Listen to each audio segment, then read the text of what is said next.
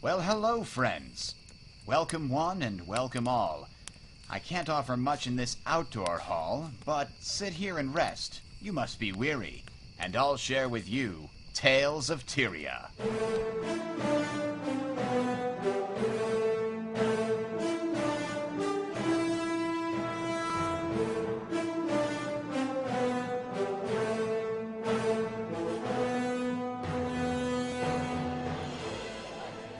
Yes, ladies and gentlemen, this week on Tales of Tyria, we've got a lot of stuff to talk about. We've got new hosts, we've got new World vs. World info, we've got new stuff coming in patches. It's great! Stand by, it's coming right up. It's coming soon. There's the music.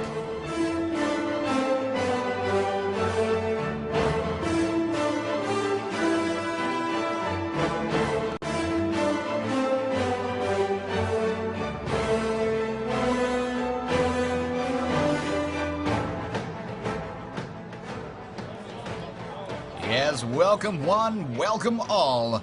Welcome to another exciting episode of Tales of Tyria.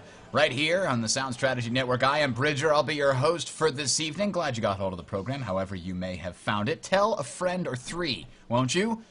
We are almost live from the great City of Lion's Arch here, Cloud Skimmer Tavern. We're glad that they have us back every time. We have to put that plug in the front there, though. That's the key. They said, okay, you can record your podcast in our tavern as long as you tell people and make sure that they know how awesome this place is. So it's a dive. Don't believe what they say. All right, so we are ready to go here. I am Bridger. Again, as I mentioned before, I'm the main host here, episode number 61. However, we have a brand new panel for you today. As we mentioned 2 weeks ago, we were looking for some new hosts to kind of replace some of the hosts that have stopped playing the game and moved on to other things.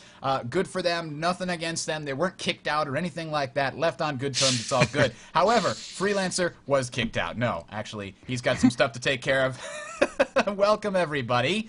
I'd like to introduce our brand new host here for this episode. Immortality. Welcome, sir. Thank you for having me. Indeed, indeed. Good to see you. We've also got from across the pond, the one, the only, Yanix. Yak. Hi. Is that like Nice to meet hyphenated? you. Should I put a hyphen in there? Is that two separate words? Is it a first and last name? Or is it just like I'm going to randomly put an animal over here for some reason? Well, Yanox I thought was quite a masculine warrior name, and Yak because I had to have a second name. It should have been Dolly Yak. That would have been better. That's true. All right. Also joining us here for the first time, Professor Enzo. Welcome, sir. Good evening. So why don't we just quickly go over and introduce yourselves to us. So Immortality, what class do you play? I think you've got a YouTube channel, right? Yes, I do. But first of all, my class. It's very important that everybody knows that I play warrior. Aha! Because Basically, that way they know to fear you, because as we just saw in that video, holy crap, quickness 100 blades. Holy crap! I'm never going to a warrior again. Nah, it's I've played warrior since Guild Wars 1, so I kind of got stuck with that. And basically, I have a YouTube channel called Immortality Gaming C. The name sounds pretty stupid in a way, but I was 10 years old when I made that YouTube channel, and it was back when I still played WoW on a private server, so don't ask me about the stories there, because it won't give. You know, that's one thing I can't stand about YouTube. You can't change the name. I've wanted to change my name to just Bridger. Like, I thought that was a good one, but then I thought maybe I'd just change it to Brit. No, can't do it. Can't do it. Not allowed. All right. Well, yeah. All right. How about you, Yanix? You have a warrior as well, is that right? Yes, I'm also a warrior, human warrior. That's my only class. Yes, warriors for life. Great sword is a dirty word in my guild, so we mostly do toughness, vitality, hammer, and axe for the win. All right. Stun. Excellent. Anything else that we should know about you? I'm also the recruitment officer for my guild and also the PR manager for Desolation, which I think Immortality also happens to be in the same server, so we're basically like clones of each other. There you go. Professor Enzo, are you also a warrior? Tell me I don't have to be the only caster here. I am not a warrior. I tried a warrior. Yeah, I know, sorry. Also not a guardian. I just have never been able to melee in any game. I like to be far away from people when I hurt them. So I play an engineer. I'll be the one. I'll be the one Alchemical. standing. Yep, Close enough standing to in. a wizard, I guess. I'll give you half credit. I stand in the back of the Zerg and lob the grenades over people's heads. There you go. All right, so thank you guys for joining us here. Hopefully we'll see a lot of you back in the near future, since it's just me and Freelancer now. And with for people that don't know, his wife is due to have their baby very soon. So we may not see much of Freelancer for the next couple of episodes because of that. It depends on how things shake out. So just giving you a warning out there for the people that were all like, oh no, I was here to see Freelancer and he's gone, so I'm leaving. You guys suck. Just also for the people that are like, wait a minute, Freelancer's gone? I can listen to the show again without raging. So, you know, there's both of those people in our audience, and I'm just trying to help warn both of them for various reasons. Okay, so we did the little introduction. Again, by the way, you can send us feedback. Feedback at talesoftyria.com is how you can let us know if you have any good ideas about the show for upcoming shows, etc. So, let's move on to our first segment this week, ladies and gentlemen. It's entitled Storytime. So, this was a very interesting email that I got from somebody, and I'll switch over to that for you right now. There once was a player who was looking to acquire a legendary, but doesn't have a lot of gold. What does he do? Well, the only way to make gold is to work for it, so he offers this service. I'm a freelance artist on the side, and for anyone who's willing to help me, I'll send them a concept art like this image of their character. If anybody's interested, send me an in-game message to youngscrub.8473 or an email, youngsrub, 08yahoo.com. I'll take a screenshot of your character and picture of yourself, etc., etc. Now, at first I was like, okay, so this guy just wants me to promote his thing. But then I looked at the images, and I was like, how can you say no to that Asura? You can't say no to that Asura. That's awesome. This guy's great. And he did one here. Look how badass that is. I'm hoping maybe he'll take pity on me and give me a cool looking thing of my character for free based on this. This is a little quid pro quo.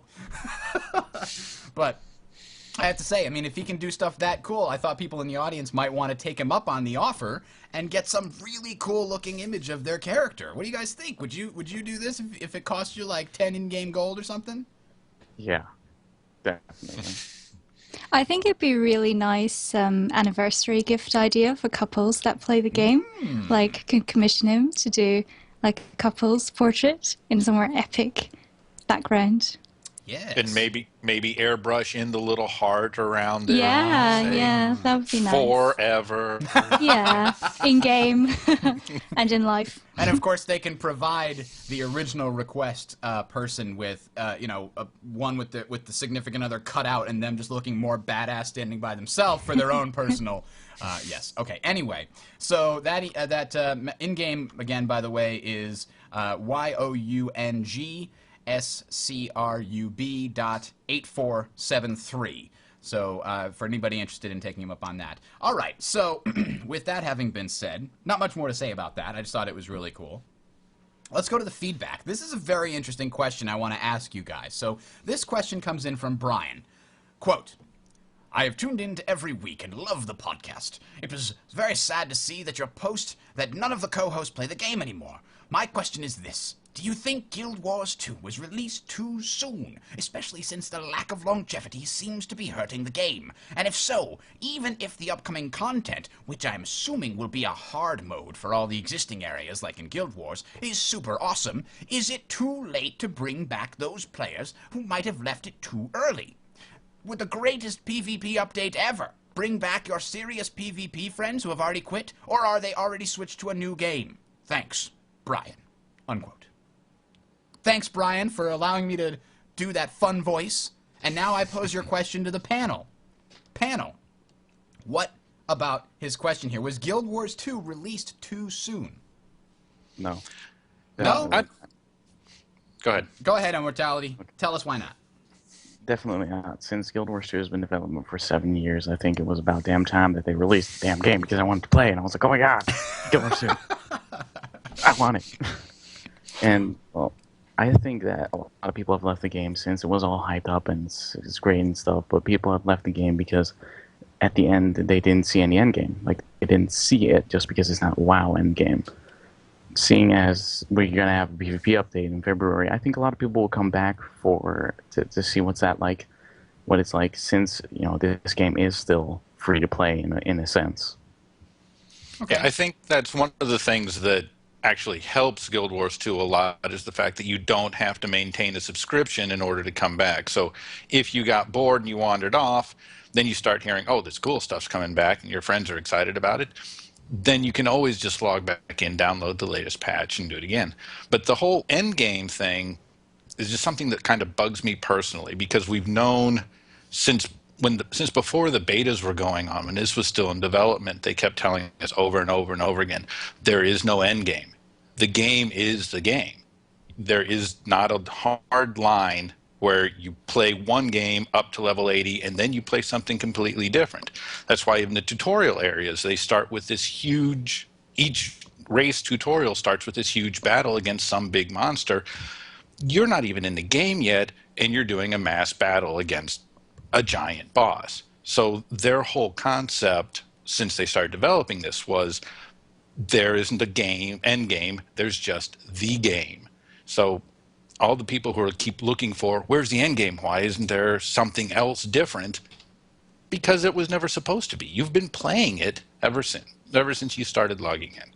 The only response that I have to that then is the fact that, okay, let's not define endgame that way. Let's define endgame as, okay, you've spent this entire time sort of making you're learning your character, learning your class, and you're good at it now. You weren't good at it when you started, but you're better at it now.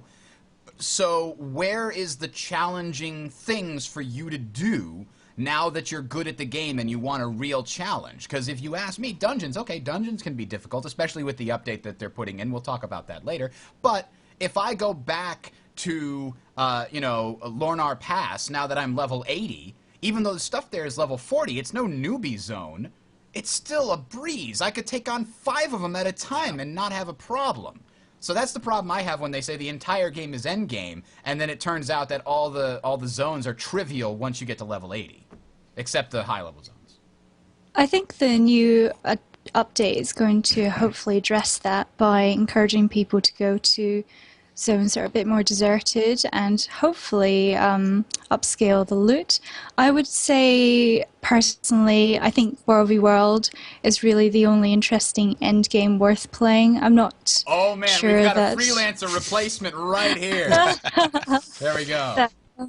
I think PvE with the fractals, it kind of made the PvE players happy for a while, but I guess running the same dungeon for the 50th time, that does get a bit boring. So hopefully with the new World v World updates, we'll get more people. How does it not?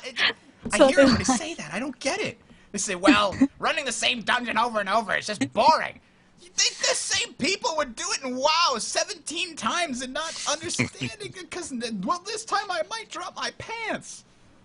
Guilty. That doesn't sound right at all. Wasn't there something coming up in the patch notes where they said they were going to revisit the whole concept of downscaling, and they were going to try to rebalance that? Because I agree with what you're saying.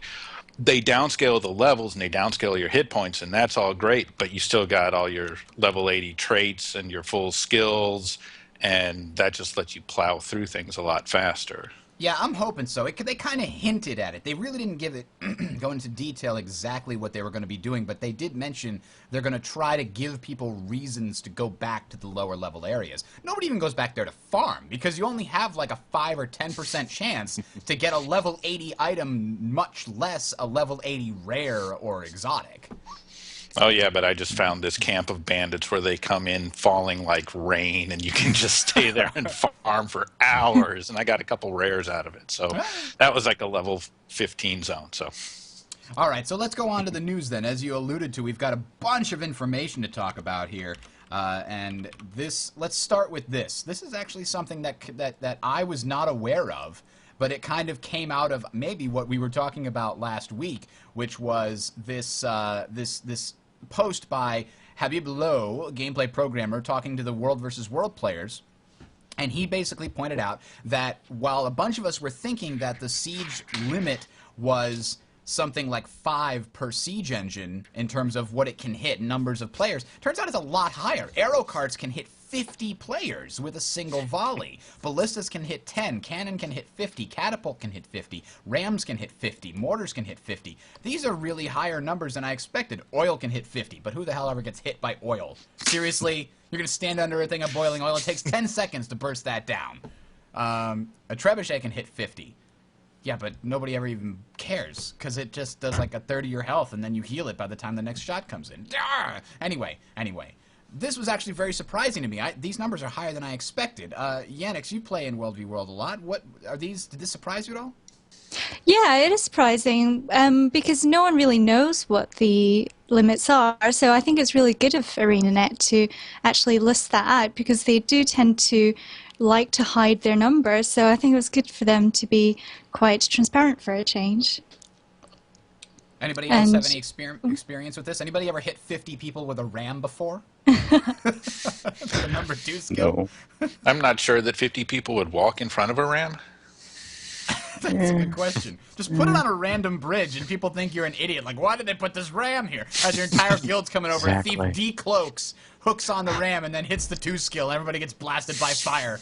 Now, it doesn't kill them. They just go, what the hell? That hurt a little bit. You stupid jerk. Yeah, but I'd love to see a screenshot of it. Those numbers. All right, so that's interesting. It always seemed like it was going to be more than that. But anyway, next up on the list here is a troll engineer bomb.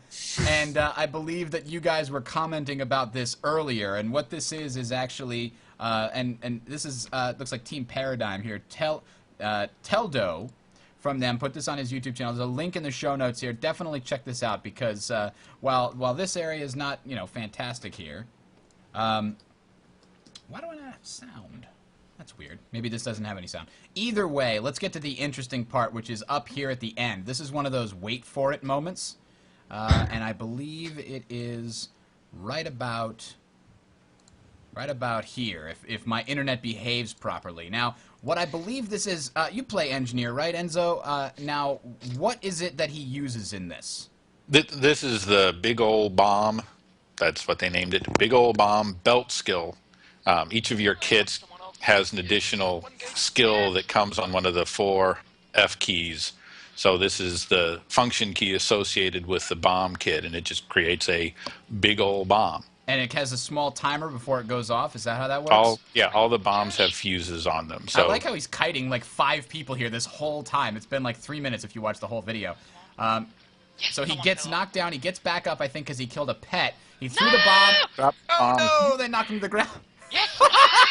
The entire rest of the group comes crashing down. For those of you listening to the audio show, he's on a cliff, puts down the bomb, gets knocked off the cliff and dies, rotates the camera up and watches the bomb explode and knock 5 people chasing him down. But now how is he going to get the bags of loot?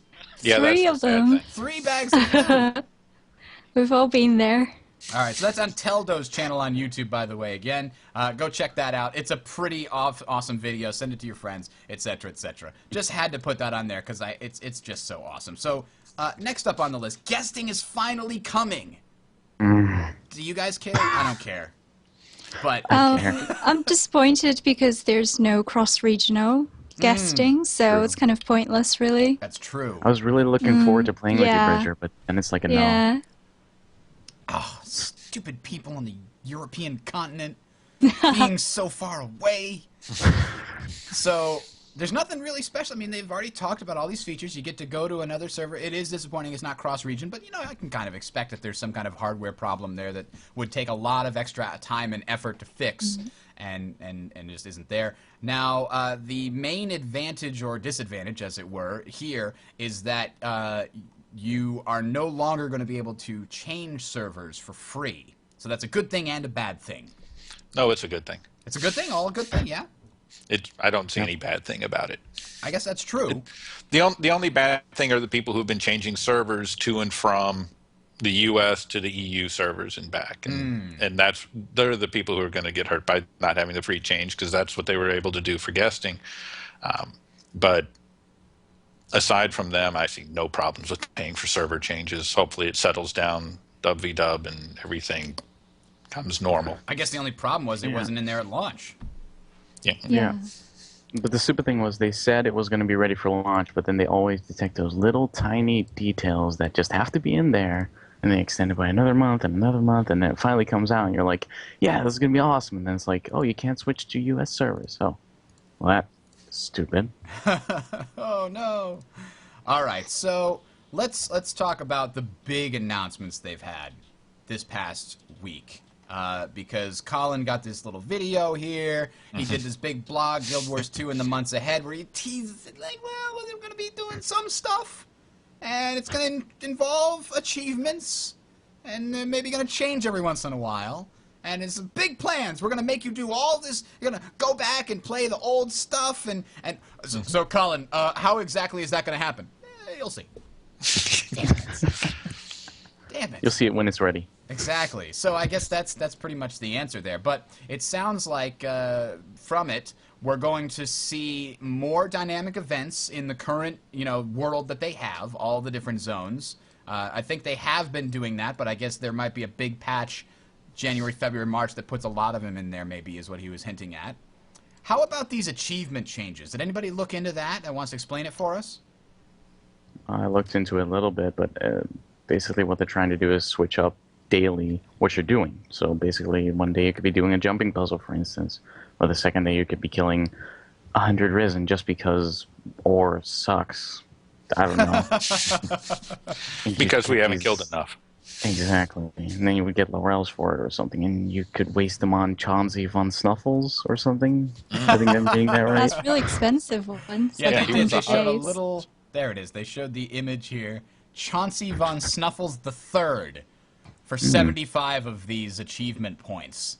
It's got a little... It's clearly some kind of a... It's either a small char or a cat with a hat. It's got a hat, which makes it cute automatically. And then there's like some kind of a dog or wolf that's like Geodolf. And it's like, we don't care about you. Chauncey von Snuffles III is clearly better. And don't forget the endless potion or the endless cat tonic. Endless mystery cat tonic. What is that? Yeah. You get like a little cat that follows you around? Is that the idea? I must do all the things.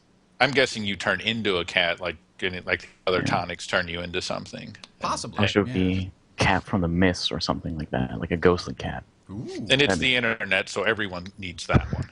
Absolutely. Freelancer does need that. He'll just have that just to show off when we start doing World v. World. He's like, hey guys, I'm going to do World v. We know you're rich. Shut up. We get it. All right. But although... One thing, though. You see those warrior gear boxes and that kind of stuff. I want to know what's in there. If it's cosmetic or if it's real gear. I want to know that. Colin, please. Answers. And hopefully that's in the tooltip, because if somebody gets that going, oh man, I'm going to get some new exotic gear for my warrior, and it opens it up and it's like, here's a skin for your pants. Oh man. Sweet pants.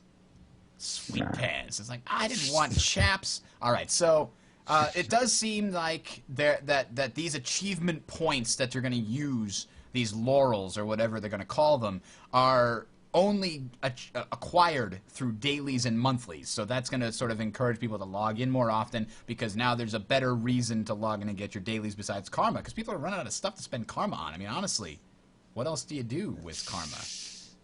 Getting your Twilight? God damn it. I don't want to do it anymore. But that's such a low ratio, right? I mean, you get tons and tons and tons and tons of karma, and then you throw it in the thing, it's like, oh, I didn't get any. Damn it. So Mystic Clovers. Mystic Clovers it is.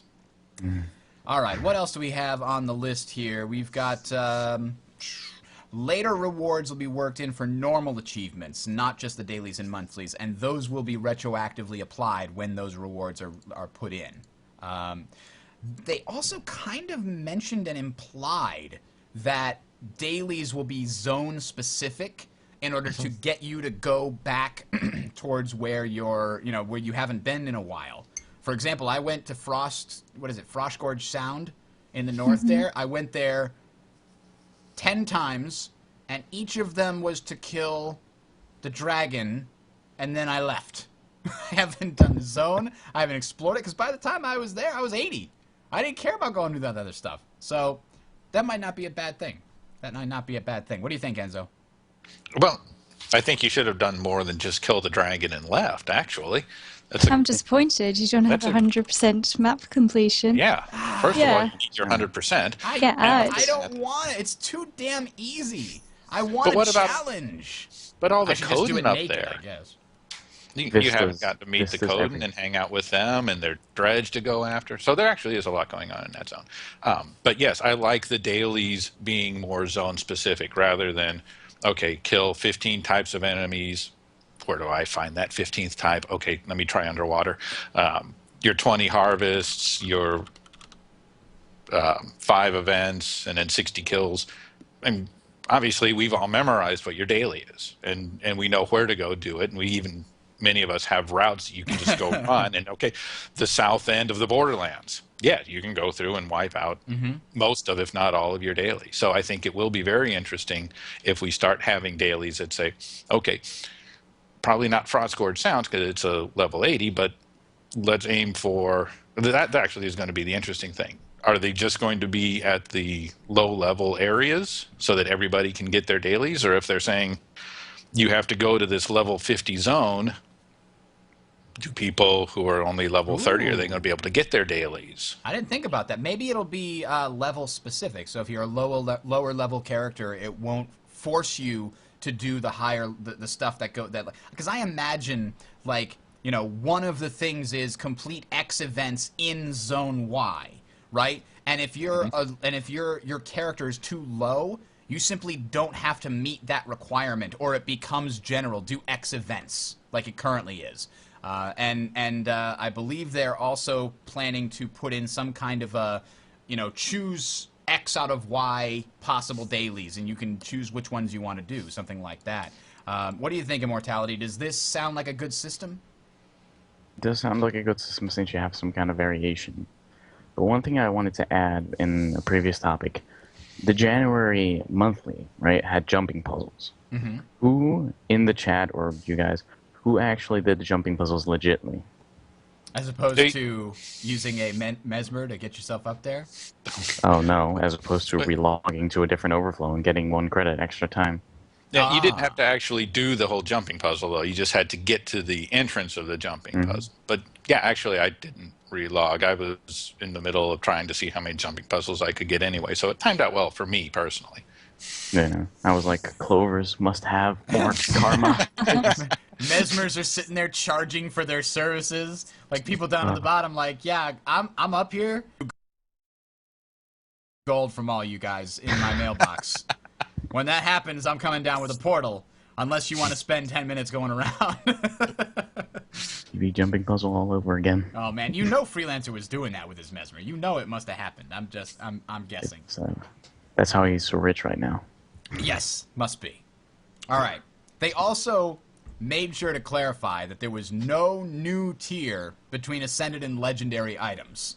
And when I first read that, I read new tier between Ascended and Legendary, and I was like, what? I just started reading, and then I reread it now. Oh, okay, never mind. It's all cool. We're cool, Colin. Paper bag. Exactly. Okay, all right. So, guys, Yannick's guild missions. That sounds cool, right? Guild missions? What does that mean? Yeah, I guess so. Damn it. It's something to do with something to do in the open world, I guess. Something more interesting than dynamic events and just getting the guild together. But yeah, a guild hall would be really good as well. Hopefully that'll be coming one day. Everybody says that. I just don't know why. Why should they spend countless hours creating customizable guild halls? Are people really just going to go in there and sit and wait? Like, there's this whole world out there filled with dungeons and world versus world. Nope. I'd rather spend time in the tavern. Well, and they've actually clarified on one of the customer reps on the Facebook post, and when someone was going on again about, why don't we have guild halls? She said, yeah, we are not even working on it. So if you're waiting for a guild hall, we're sorry. They're probably sorry. Don't hold your breath for the guild hall. However, guild missions, so much cooler than a guild hall. Yeah, because you get to So do much hate. things. So much hate. Where's the guild hall, man? I want some It's personal. not hate. It's not hate. It's We're like just not gonna do it. mounts. Don't want mounts either. Okay. Leave the mounts after the guild halls. You don't need Exactly. mounts. We can teleport. The cost of a mount, you could probably teleport across and back Tyria 17 times. You know? All right. So what else is there? I mean, guild missions, they didn't go very deep into what those are. We can speculate. I mean, I think it's probably going to be something along the lines of timed objectives, where it's like you have to do this dungeon in this amount of time with all members of the same guild, or you have to complete, I don't know, 3 different dungeons within this period of time on the same guild. I don't know. How do they make a mission hard without timing it? I'd like to see something that requires coordination. Where you say, okay, well, you need to have this objective in map A done at the same time as this objective in map B and this objective in map C, which requires the guild then to be in 3 different places at once, communicating with each other and say, okay, you ready? No, hang on, we're almost there. Okay, you ready? Yeah, we're clear. Okay, and okay, now. I don't know what exactly that would be, but that's what I would like to see, is something that requires the group to work together as a group, which is why you're a guild. Yeah, true. Yanix, what do you think? Are there going to be any world versus world challenges for guilds? They've got to be. They throw that in the monthly all the time. Is it get your world versus world kills in the monthly? So I think they're going to have that, right? What would that look like, you think? Well, for a start, my guild wouldn't let us try the guild missions because that's PvE. So from a World v World perspective, we're just looking forward to the culling. Hopefully that will improve things. And the February updates, that will be hopefully will bring some more players back into the game. Sort of more personal progression, maybe ranks, maybe guild leaderboards in the future. Something that the World v World community is really requiring, because it is getting a bit stale now. So to have more players playing, we really need more achievements, because a lot of the updates are for PvE and we want more for World v World. Well, that's pretty good. One thing though, I was in the morning, I was going to World v World, and I was in EB, and I was running around, and I'm like thinking to myself, dude, iron everywhere. They are seriously everywhere. And every time I see Commander from Iron running around, I'm like, meh, they're everywhere. Just don't even bother. They'll get a Zerg together and they'll rush something, and just. So it's more of the problem with World v World is not progression. It's just too many Zergs. Too many. Just get too demoralized by the Zergs. Or like when you're running around in World v World and it's like, oh hey, I'm just running around, and suddenly you're dead, and you're like, what the hell? Did the air just kill me or something? Some toxic shit or something? Nope, and then it was that Zerg you hello. didn't see. It was the cold Zerg. The cold. They've been cold. We've cold the herd. Okay, so we've got guild missions, paid server transfers. We've talked about that. And then this is the quote. This is the one. Quote.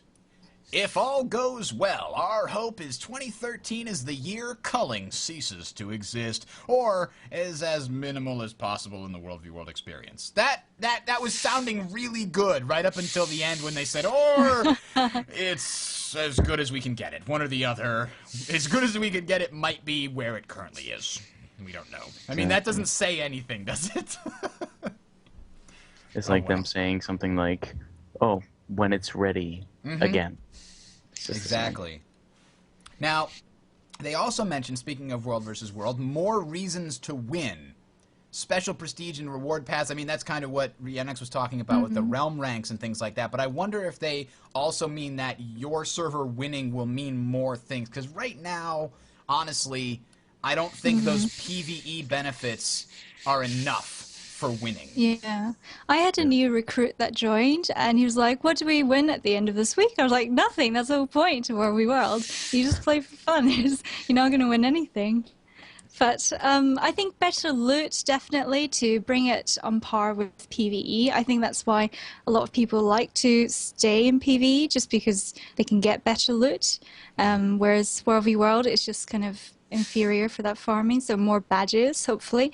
And I think they have said they're going to make rings and amulets available for laurels, at least, and hopefully in the future for World v World achievements as well.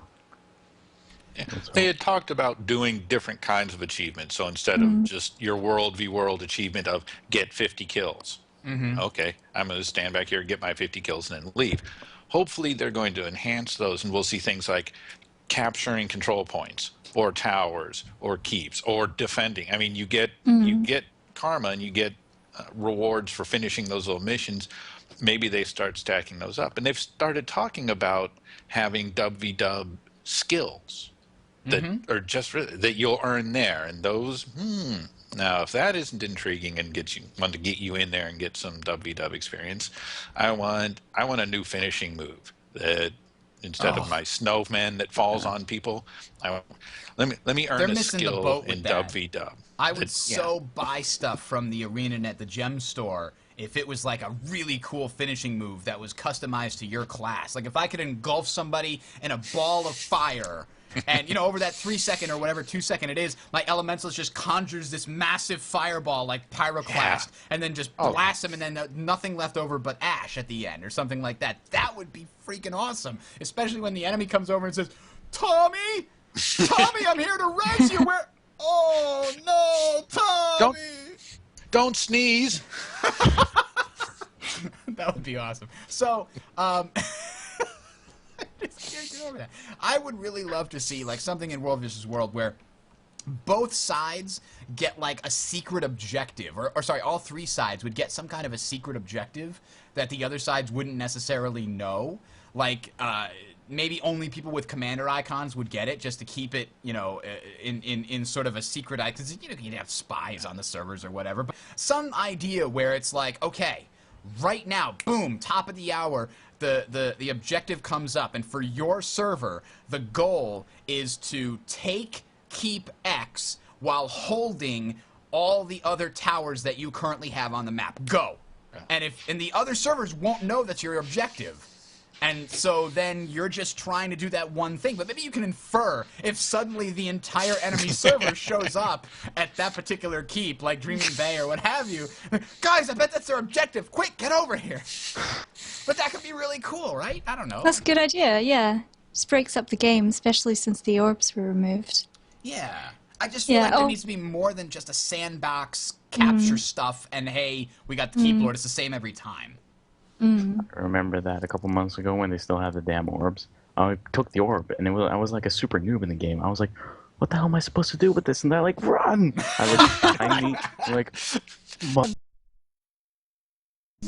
Just straightforward, just keep running for miles and miles. And then I finally got the orb, knocking on the door. It's like, hello? We want the damn orb back! No? No, you can't. Not allowed. All right, so... Sorry, go ahead. 20 gold, please. 20 gold. We'll give you the orb for 20 gold. Yeah, hey, that's not bad. That's like you know, that's emergent gameplay right there. That's what Eve does. They don't let you do that though. So this is a really interesting thing. Did you guys watch the live stream here that happened on January 17th? Yeah. I caught part of it. There were some really interesting things revealed. One of them was an AoE ability balancing tweak, because they're too effective right now. What the hell version of World versus World are they playing? Where did they get the complaints from? I don't know. I'm an elementalist. When I use my staff, all I have are AoEs, and I still don't feel like I can do anything. Every time I've heard or seen on the forums where they talk about the AoE nerf or debuff or adjustment or whatever it is, it always seems to be in context of PvP. So I will admit right now, I have never stepped into a PvP arena, so I don't know that world in the least. But like I said, looking through the dev posts and everything, that's the context where I always seem to see it. So I wonder if it's something that's coming from the SPVP arena hopefully they'll just keep it there because, yeah, I'm with you, brother. Engineer, elementalist, right there. We got to keep our AoEs. All right, we got to say goodbye to Immortality. He was unfortunately having to be called away. Some kind of a problem that only a superhero in disguise can solve. Something to that effect. So, all right. So, thanks for joining us there, Immortality. We're gonna have to say goodbye to you for now. Oh, there we go. We might be able to have a friend here pop in. Another new host pop in to replace him. You there, Immortality? Did we lose you? No, I'm still here. Oh, okay. The screen froze. Okay, there we go. All right. Well, thanks for joining us, and we'll see you some point in the future. Yeah. See you, man. Bye-bye. All right, so this is cool. What we're gonna do here is like, okay, remove this live update. Live update. We're gonna drag Never in done Bullet. before. He's not even expecting it. We're just gonna suddenly. Where is he? He's on my list here. I think. Can I just do? God, you just how do I did something to all of our call? pictures? There we go. Yes, I know. That's the thing. That's Okay. why I want to get somebody else in, because it'll fix the stream without me having to mess with it. All of a sudden, I am an Asura. I have a huge head. All right, let's see. Do we get Bullet there? Are you on, sir? Yeah, look, I'm on my iPod. Oh, well, that's a problem. Well, let me. I'd have to go to my computer here. All right, we'll get you back in a minute. All right, then? All right, sounds good. All right. So it's still going to be messed up for just a short while here while we get him back. So let's move on then to what else is going on. We talked about that, removing res rushing in dungeons. This is the other really big one that we were sort of hinting at before. So Enzo, what were people doing in dungeons? What is res rushing? What are they talking about? Well, usually you go in, you find a big boss, and he starts kicking a couple of people around. They go down. The rest of the party doesn't necessarily have time to come res everyone, so everyone yells, "No, just run back!" So you waypoint back to the nearest waypoint, come running back in, hopefully get there before the rest of your party has wiped, so you can keep chaining your party members through back and forth one after another. Die, res, run back in, next person dies, res, run back in, and you would just beat the boss down as a war of attrition more than anything else. And that will not be happening for much longer. I think, is it the January update where that goes away? Did they specify that? Yeah, I think they specifically said that's coming in the January update. Yeah, so now it'll be more like the fractals, where you don't have a waypoint to res to, you have a checkpoint that you come through. Now, what'll happen is you won't be able to go back to your waypoint if there are other members of your team still in combat. So either they're going to have to pull back in an organized retreat and reset the fight, and then you can go res, or the whole party will have to wipe, and you'll all have to start over. So it'll make the dungeons a lot more challenging. But they might nerf some of the bosses, so it kind of evens out. The boss mechanics to try to balance it out, and they've said that they've tested it, as they test everything, and yeah, they say you don't have to keep doing this res run back in order to beat the bosses. That yes, you can still take them out just with your whole party in one shot. Yeah, and I'm interested because that certainly will make some of the bosses a little bit harder, and I'm really looking forward to playing through the dungeons in the quote-unquote hard mode that they will be at that point. We'll see. It's tough to say how it will affect things right now. But what else do we have here? Other big changes that are coming. One more quick thing on the yes. dungeons, though. They have noted a number of immediate complaints for there aren't many waypoints, and some of them are very far away. And they've made note of that. That's not going to change in this patch, but they will be adding more waypoints so that you won't have as long a run to get back to the boss if you've been wiped. All right, we also got Bullet joining us here. This is another one of the hosts that I'm sorry, The Bullet. Am I getting that right? The Bullet? Well, just Bullet. Whatever works, Welcome, sir. Thank you. So you don't have a webcam? I do, but it's somewhere. I was not prepared. I was not prepared. Oh, Illidan I didn't got the do my better hair, of you. so you know. All right. So you'll just be an avatar for today. I'll be an avatar. Yes, I'm sorry. I didn't get the email to you before I thought it had sent to you, but I guess it did not. So we got him here last minute. He shows up just in the nick of time to help cover for Immortality, who had to leave. All right, so we're talking about these updates that was on the January 17th live stream. Did you see that? I did not catch that live stream. From the one from ANET. Yes, the one where they were doing a live stream from their studio, and one of the things that they were talking about was they're now going to be putting in custom arenas for structured PvP, leaderboards, special tournaments, one team versus one team, winner stay in, loser kicked out tournament, so the winner can just keep staying in and earning things as long as, but these are paid tournaments, so you have to pay to get in, like, so one ticket, and then you stay in, you keep earning the good stuff that you paid for, and the people who lose, it's kind of like at the arcade, you know, when you got in, you play Ninja Turtles, you play for one life. Keep jamming in those quarters. Yeah, keep jamming, it's like a tax on bad players. I love it. So that sounds interesting. Is it going to be enough to revitalize PvP, do you think, Bullet? I would say, you know, anything that is new, or, you know, anything that could be looked at as an improvement will revitalize it at least a little bit.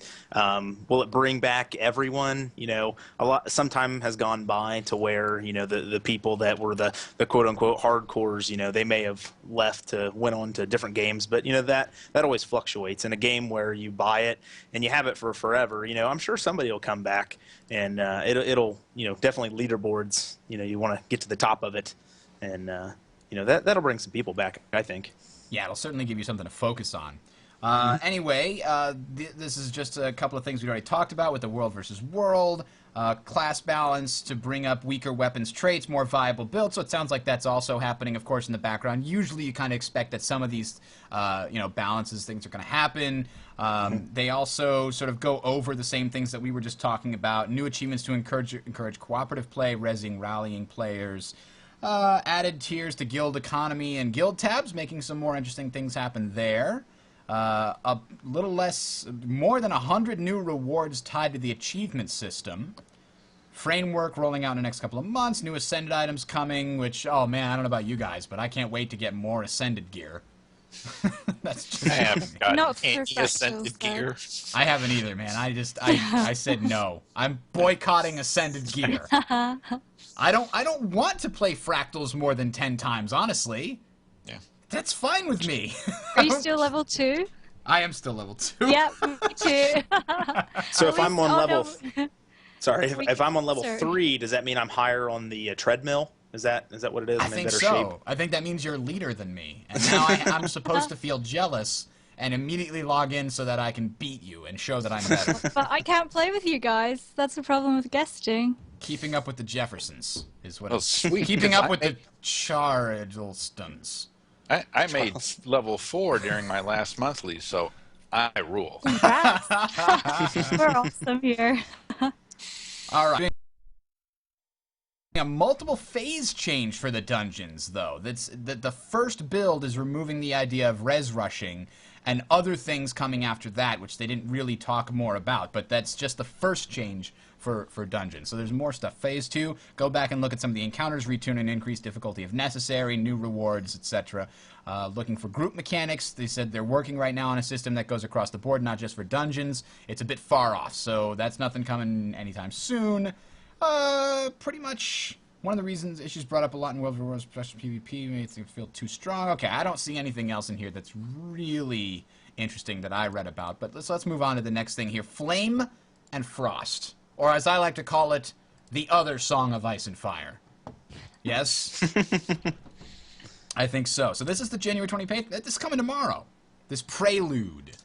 And it's happening in the Wayfarer foothills in the Diessa Plateau. Struggling, we've got refugees moving away. They've got new improved achievement system, Temple of the Silent Storm Week, which is the special PvP new arena, new achievement points that we were talking about. Guesting is coming in this, utility infusions, upgrades and improvements, new items, and the frickin' Quaggin backpack. Oh my god, it's so cute. Yes, but you can't get one in real life. They would make more money if they were able to sell a real Quaggin backpack than they would making and selling the game. It seems like that's the case.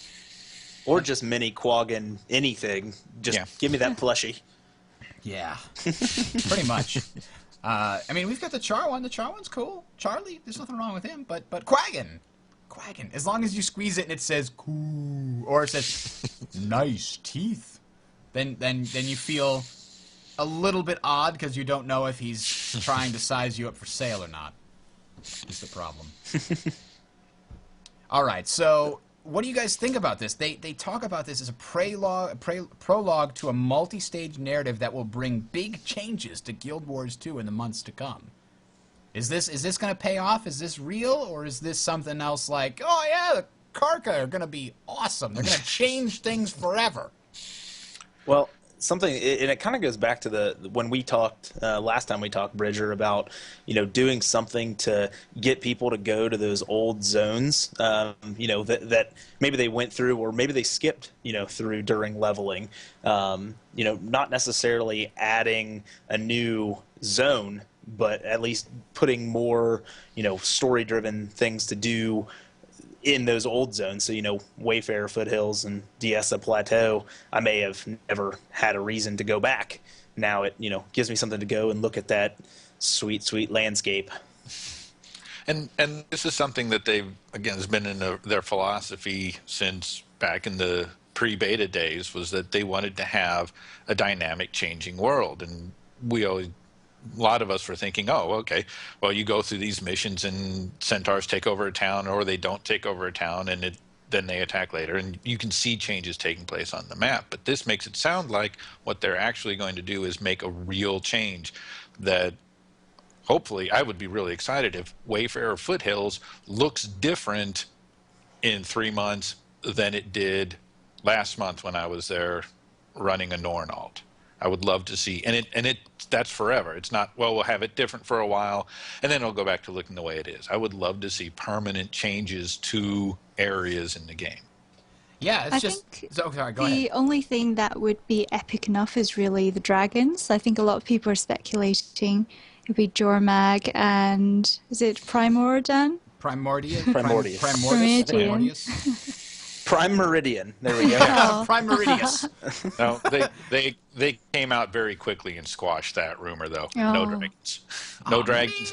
And the art had someone sitting on a horse, and they said, no horses either. First looks I like a thought beast Flame of and Frost burden. were like legendary names. I thought, oh, no more legendary.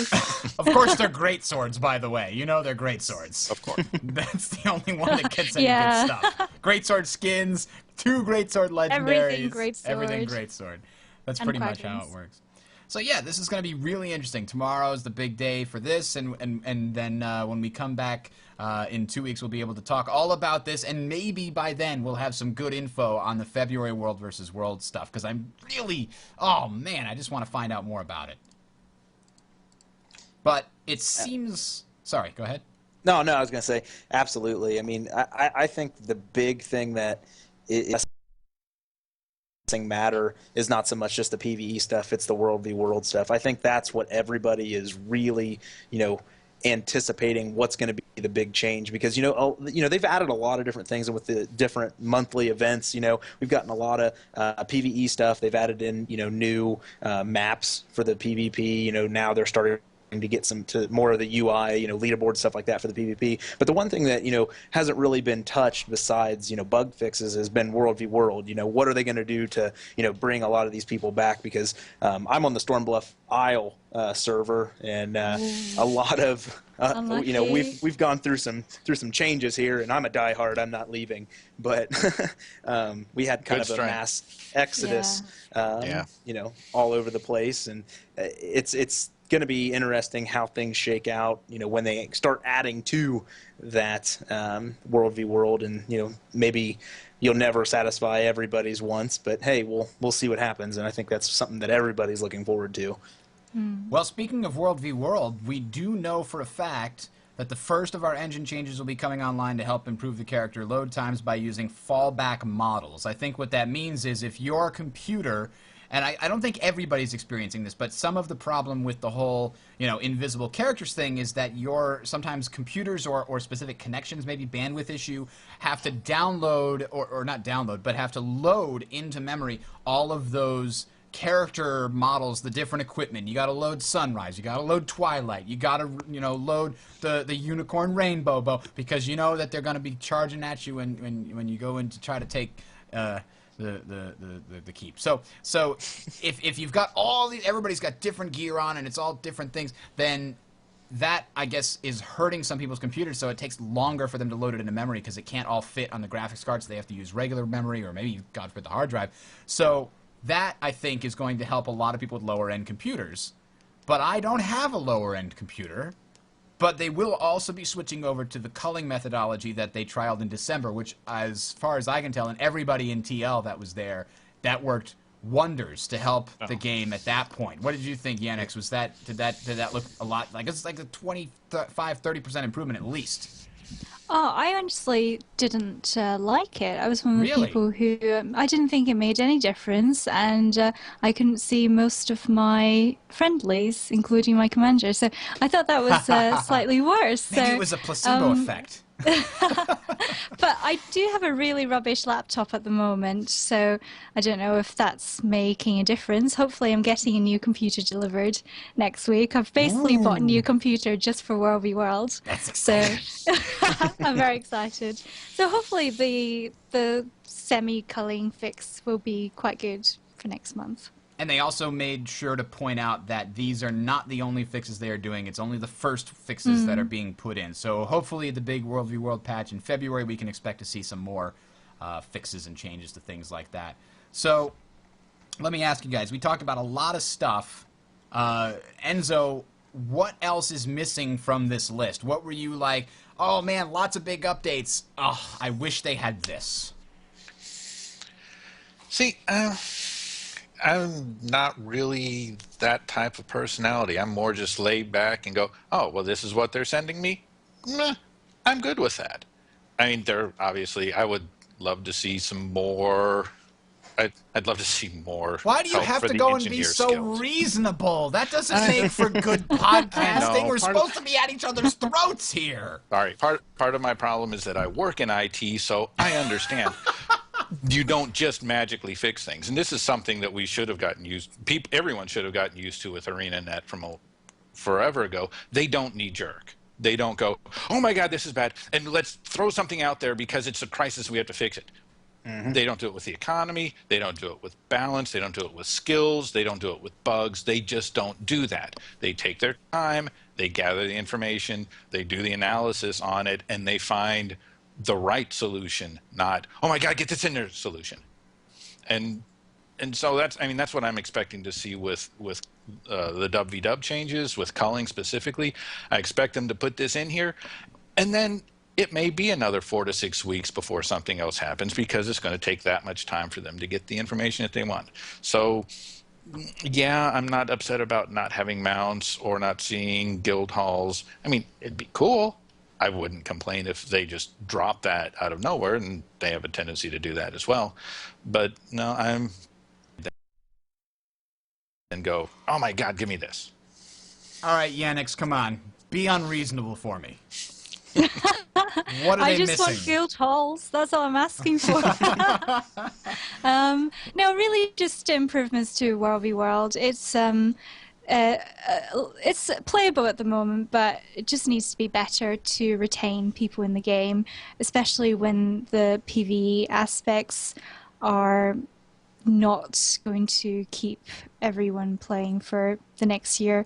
I think at the moment Guild Wars 2 is the only good new MMO at the moment, but with Elder Scrolls coming out later this year, Guild Wars 2 really needs to step up its game.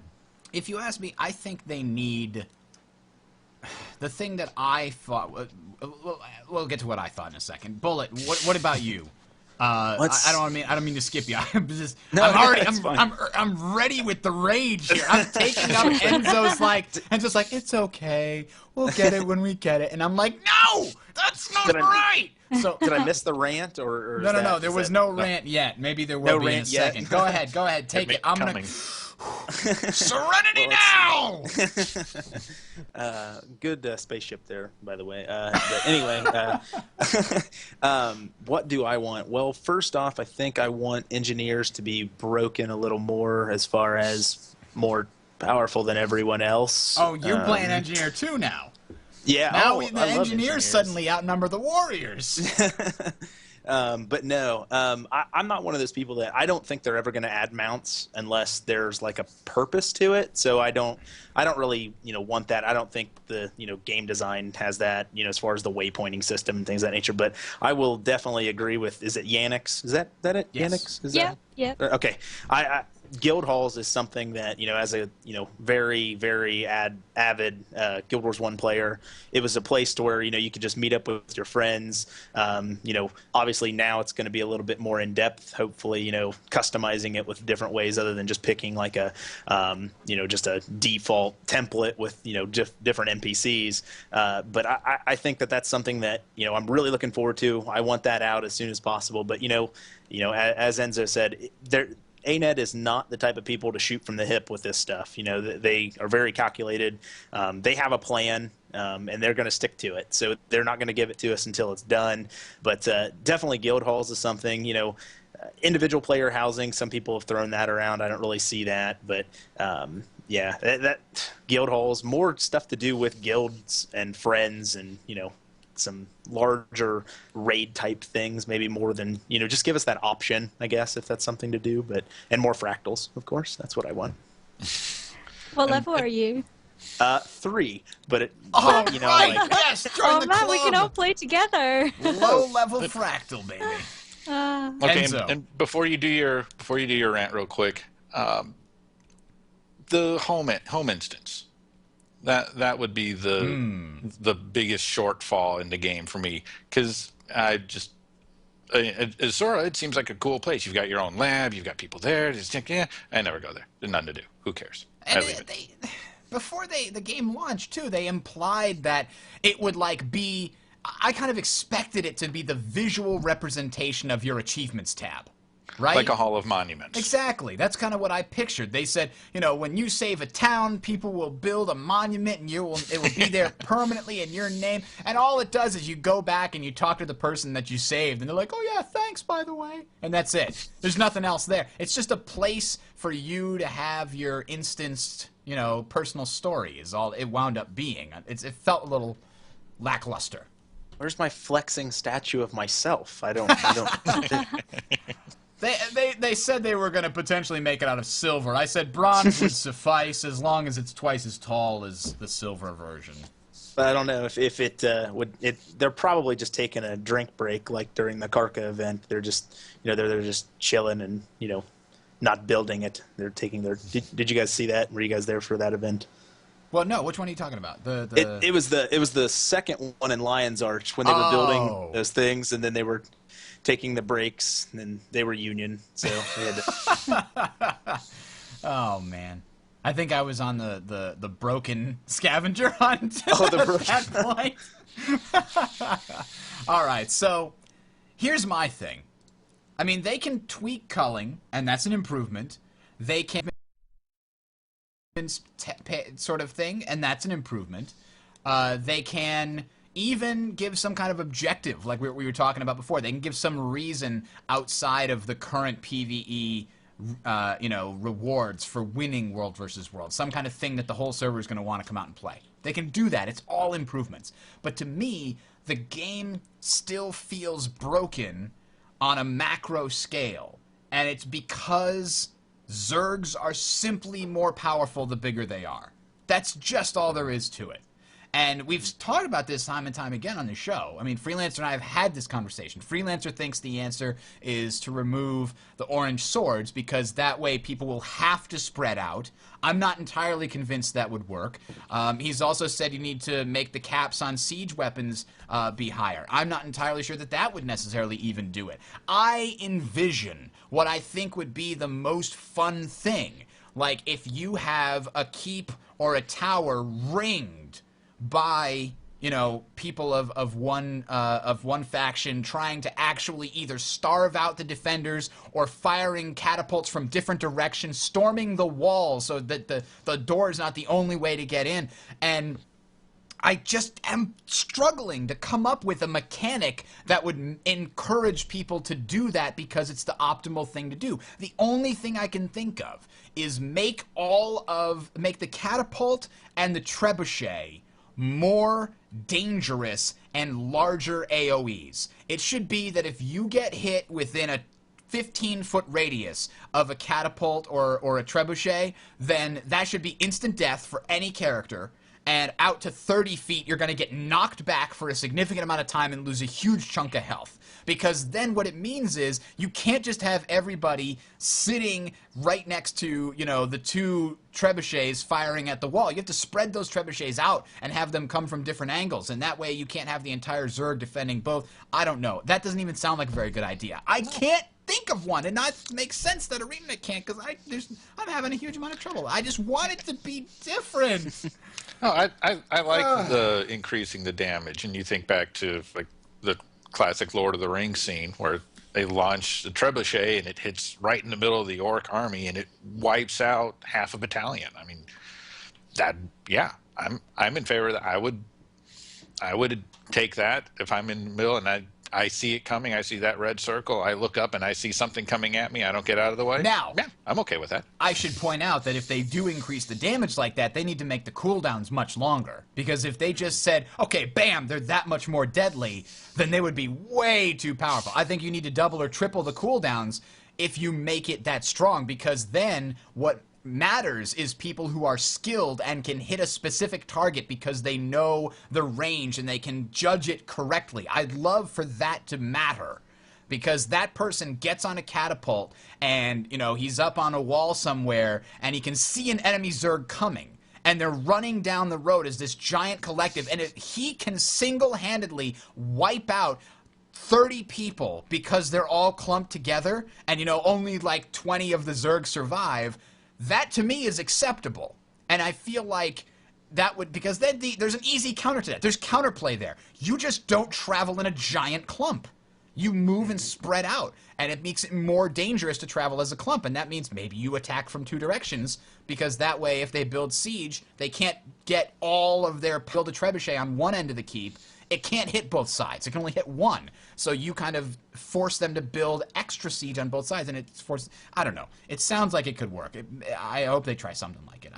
Or different objectives, like you were bringing up earlier. If there were two objectives that you had to get on different parts of the map, then it would force the Zerg to split up. I don't think removing orange swords would make too much of a difference in the higher tiers, just because they would always have scouts anyway. So they always do keep track of enemy locations, but maybe different objectives, different parts of the map. That's the only thing I can think of. Rex points out something I didn't think of. If they get rid of culling, it's possible that Zerging will be less effective because you'll be able to see them.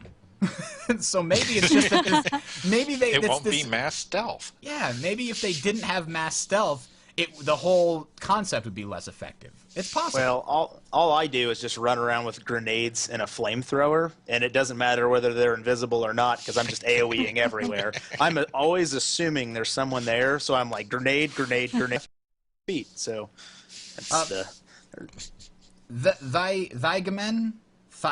Thayagman? I don't know how to say your name. In the chat, asks why get rid of Zergs in the first place. And to me, if you're running around with 80 other people, it doesn't feel like you contribute much. If the Zerg winds up winning, it's hard for you to feel proud about it because you're like, okay, I used a couple AoE skills. I don't even know how much I contributed. It feels like, okay, if I wasn't here and I wasn't, you know, if I do really well or really poorly, it doesn't matter because I'm 1/80th of this powerhouse, right? Whereas if you're running around with 20 people, you can still have these massive feeling battles, 20, 25, 40 people. You can even coordinate with other groups of 20 or 40. It can still feel epic. And at the same time, you can feel like you have a much bigger impact. if you nail that stun at the right time to catch 5 people, or, you know, if you nail that slow, that snare that keeps them from being able to kite you correctly, and then your warriors jump on them, it feels like there would be so much more to tactics at these smaller, you know, 10 versus 10, 20 versus 20 levels than just this massive AoE the big Zerg. I don't know. That's just me, though. Am I crazy? No, but I think we have different definitions of Zerg. I think Zerg on your server, 50 or 60, holy crap. I mean, Zerg on Tarnished Coast in the battles that we've been, 15, 20 people. That's the enemy Zerg. Oh, wow. That's what we're alerting people about, and that's the biggest I've ever run in is like a 15 or 20 person Zerg. Oh. So I have a great deal more sympathy now when you're saying 60, 80 people. I'm like, oh yeah, that's horrible. Yeah, that's no fun. Because then what you have is a numbers game where the 60 automatically trumps the 40. It doesn't matter how good the 40 is, unless there's a really like disorganized. Because there have been some cases where TL with 40 people has managed to kite the enemy back into a kill zone and then just wipe them out with a bunch of AoEs timed at exactly the right time. But that's a rare kind of a thing. Usually the Zergs are organized in some way or another by a guild, and a big core of them is a guild. So, I don't know, it usually just comes down to a big numbers game. I'd like to see the game mechanics encourage those smaller skirmishes, because I find those to be more fun when I get into them. But that's just me. I think it depends on what tier you're in for World v World. True. The higher tiers are really just Zerging. That's how you win. That's the game mechanics, whereas the lower tiers, it is a lot more of small group skirmishes. So if you prefer that, then maybe lower tiers would be a better place for World v World. Don't make Team Legacy move again. Yeah, we're on Koenig now. I hope everybody saw that thing that we put up. And like we said there, the reason is very simple. We moved to Isle of Janthier, and we were very happy there. We had no reason to move, but all the other groups on there, as soon as they saw that there was no other choice, they all just left. For the main reason, as far as I can tell, is that Isle of Janthier has a large percentage of very sort of more hardcore PvE groups, which means that it was constantly full, which means the World versus World guilds were trying to recruit, and they couldn't find anybody interested because most of the people on the server were PvE related. And so they said, okay, if we're going to get stuck on this server where we can't recruit anybody because there's nobody interested, we don't want to have that situation. So they moved to servers that were more World versus World oriented, where they could see a future for their guild in terms of numbers. And so we were basically the last major World versus World left standing on Isle of Janthier, which was a shame because I've had a lot of fun there. But now we're on Koenig. I think that's where a couple of the Isle of Janthier guilds went as well. And I know a couple other guilds had gone there. So it's lower in the ranks, but it's going to be making its way up pretty soon. I think we're fighting Crystal Desert this week. In fact, I should be there.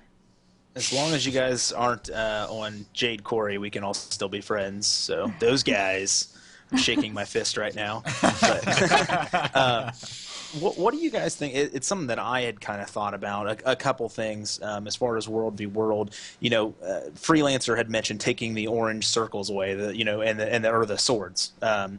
What if you had a commander title, the icon? What about if you decided to like put a waypoint on the map that everybody could see, kind of like your like party waypoint or your personal waypoint? If you put like a commander waypoint, like, hey, this is where we're focusing, or multiple things, just to kind of give people an idea as to this is kind of what I'm thinking is where we should go.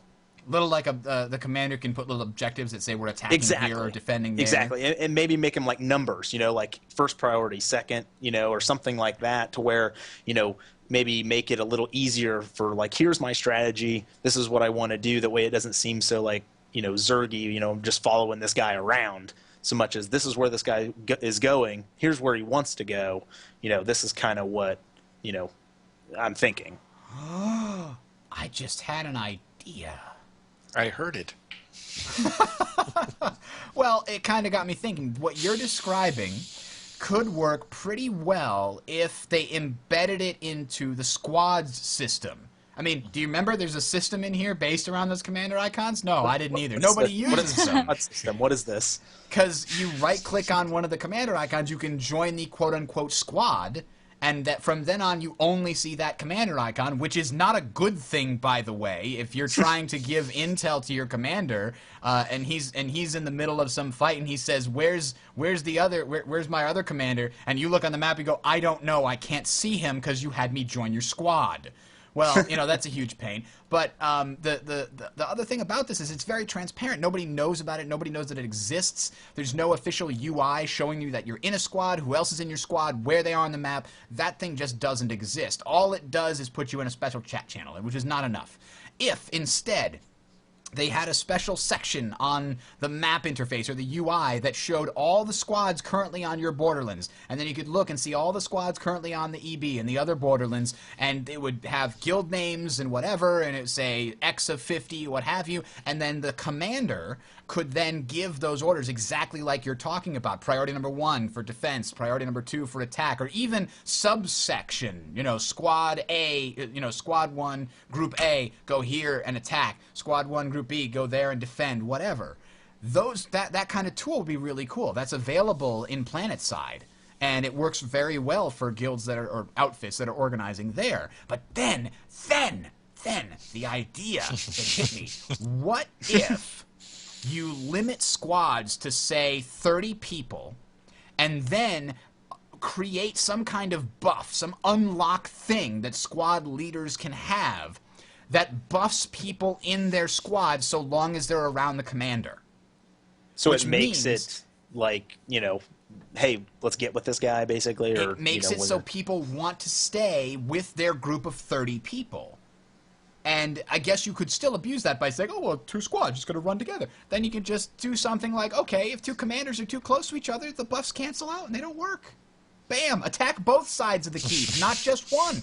I did it! I've been trying to think for something for months, and I think that may finally solve it. You're welcome, ArenaNet. You're welcome. That's not coming, is it? No. That was just in my head. That's not happening. I don't know. I'm very excited, though. I'm going to keep refining this. Every week I'm going to be... And then, if we just make it so that they also have little hats that denote their ranks, then everyone will know. And then we have TF2. And that is the end of the show. Every time we get to TF2, we know, that's the end of the podcast. We've jumped the shark, as it were.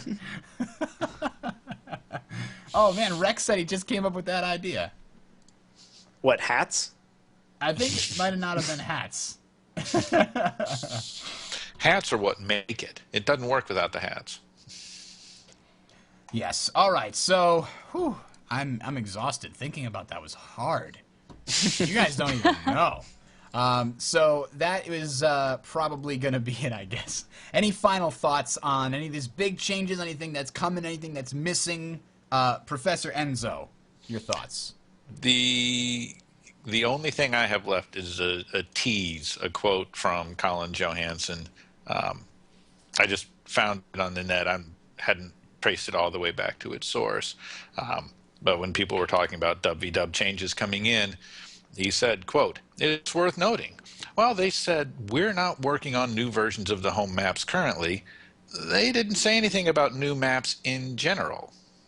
Ah, so you're thinking new maps to World versus World. Who knows? And Colin threw that out there as a tease. He generally is pretty careful with his teases. So I don't know if that'll show up in February, but wouldn't that be interesting? Yeah. All right, Yannix, final thoughts. I'm looking forward to the new update with the Laurel system and the culling, and of course the World v World update next month. We'll have to see.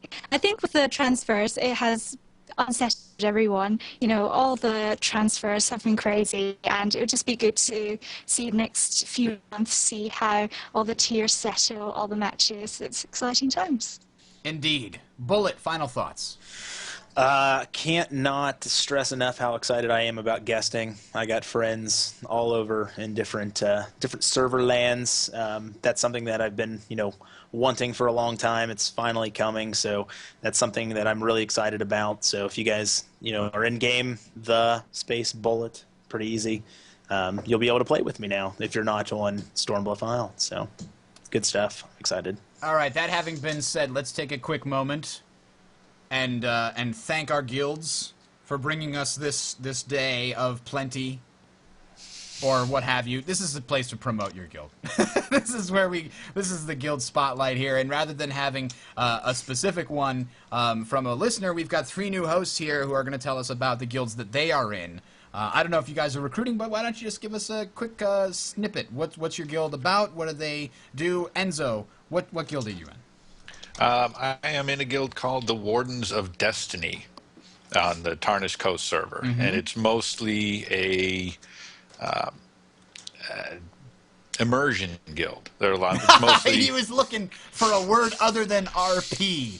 Like, where can I? Yeah. But no, they're no. Trust me, they are very specific about. It's not RP. It's immersion, and there's a distinct difference that I will admit that I have not grasped. So it's a big enough guild that we do dungeon runs.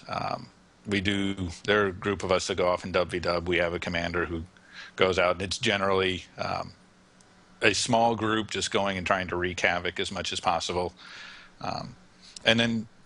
Yeah, people getting around and having. We went rampaging through the Wayfarer foothills last weekend. Was our most recent guild event. So, are you guys recruiting my immersion? I'm sorry, I had to say it. Are you guys recruiting as well? Do you have a website? We do have a website. Actually, I have to go look it up. I can send it to you. I am not involved in the leadership of this guild, so I'm not even going to say recruiting or not.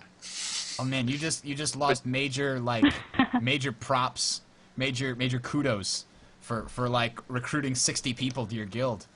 Because actually, I have to agree, immersion does sound like a better name for what I look for rather than RP, to be honest. Anyway, Yanix, your guild is Iron. Iron, yes. I emailed you 3 months ago to promote us. I'm sorry, I've been very I'm so patient. far behind. So in that time, we've gone from Tier 2 down to Tier 3, back up to Tier 1. Currently Tier 2, but hopefully Tier 1 next week. So we're a hardcore World v World guild on Desolation EU. And we are always looking for more World v World players, especially people from different time zones. So there's still a few more hours to transfer. And my leader, Rex, she's spamming the chat at the moment. She says hi. So yeah, that's it really. Our website is ironguild.eu. So please get in touch if you're interested in World v World. All right, Bullet. Where are you from? From what place do you hail? On the Stormbluff Isle. We used to be up there in the World v World. We're kind of falling back a little bit, but there's about 19 of us now, I think, in our guild. We started out as a lot of just really close friends from Guild Wars 1. We're kind of just building, anytime we group with somebody random that's fun, we'll throw them a guild invite and just kind of building from there. Just pretty much a, close group of friends that, but you have to like Doctor Who if you're in the guild. If you don't know what a TARDIS is, you're not allowed in. Check. So, but yeah, that's my one Doctor Who reference for the week. Okay, so every episode that you're on, you're going to have to make a Doctor Who reference and make it very subtly. Very subtle. So if I say like wibbly wobbly, timey wimey, that's computer nonsense. That's subtle-ish. I don't think it's very subtle for most of us. I mean, because Blink is the best episode ever. It's true. The angels have the phone box. But anyway. Yeah, that's not subtle either. It's not subtle. All right, but anyway, yeah. It might not be possible to make a subtle Doctor Who reference now that I think about it. It's true. I was thinking we'd have a contest. Well, last week on Tales of Tyria, you may have missed the subtle reference we made to time travel in Tyria. Okay, so anyway, we're talking about Iticus. How do you say this? Iticus? I don't even know. What happened? You gone? Where are we at here? Iticus? What? Is that you? Is that your guild? Iticus? No, not mine. Who typed that in? I didn't type anything. Oh, in. you know what? That I think was. I think Iticus was. Immortality. Yes, I think that was Also his. on typed in. Desolation. Also on Desolation. So let's just give him a shout out. I thought you typed that in. Say, My sorry. guild's Omni. So Omni. I don't think I Okay. ever said That's Omni, what I was so. trying to get to. So do you have a There we go. website for it? We don't. We pretty much just Too cool for websites. too cool for websites. You know, we run around Lions Arch, GTL, fist pumping and stuff, and that's a Jersey Shore There you reference. go. Can I? There you go. Yeah, there we go. So Omni on But, Stormbluff Isle, there we Wardens go. of Destiny on which one was it? Tarnished Coast. Tarnished Coast. That's right. I should have remembered Immersion. And and Iron on Desolation in the European scene. So good to have you guys here. Thanks for coming on. Thank you. Appreciate Freelancer's it. all kinds of jealous. He has to go paint the baby's room or something. I'm sure he would have rather been here, but you know, that's how it goes. So I guess that is it for us here, ladies and gentlemen. Thanks for tuning in. And remember, you can send us topics you think we should discuss, questions you'd want to hear from the panel. Feedback at talesoftyria.com is how you can get a hold of us. And if you've got a guild you want to have a shout out, send it to us, because I threw out the entire old list because it was from November and December, and I need new ones. So if we didn't get to yours yet, send it in. Feedback at talesoftyria.com. I promise we'll get to them as they come in turn order or something. Anyway, I'm Bridger, signing off. Thanks for coming, guys. Bye. Good night. Peace out.